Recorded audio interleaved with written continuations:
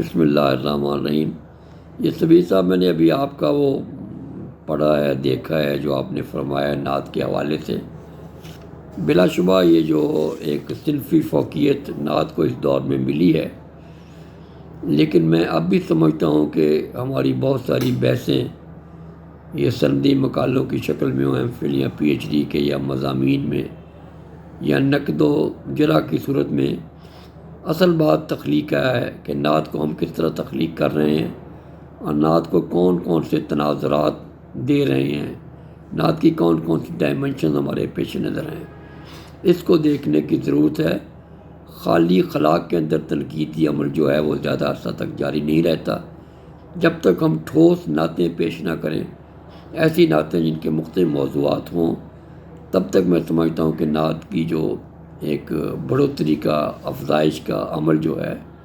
وہ تشنا اور نامکمل رہے گا۔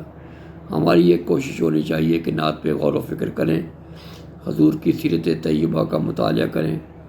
پھر مختلف زمانوں کے تناظر میں آپ کی سیرت کو پھیلتے پھلتے دیکھیں،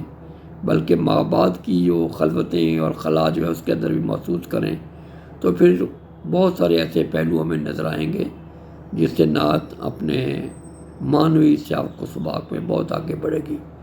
تو میرے خیال میں اس پہ ہمیں زور دینا چاہیے اپنی گفتگو میں کہ ہم نعت کے اچھے اچھے نمونے پیش کریں۔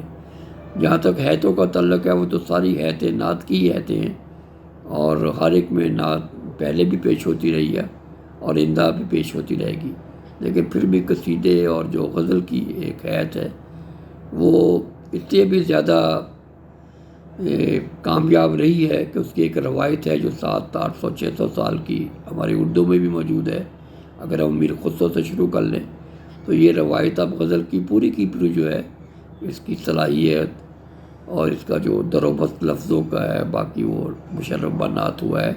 یہ ایک بہت فائدہ نعت کو ملا ہے۔ اب صرف بات موضوعات کی ہے کہ ہم اس موضوعات میں آپ کی سیرت اور آپ کے مدح کے کون کون سے حوالے نئے تلاش کر رہے ہیں۔ اس سلسلے میں بلا شبہ آپ کی مساعی جو ہے وہ بہت بڑی ہے، اور ایک معزل نعت کے طور پہ آپ لوگوں کو بلاتے ہیں، کام بھی کرتے ہیں۔ آپ کے لیے بڑی دعائیں ہیں۔ بہت شکریہ۔ اللہ حافظ۔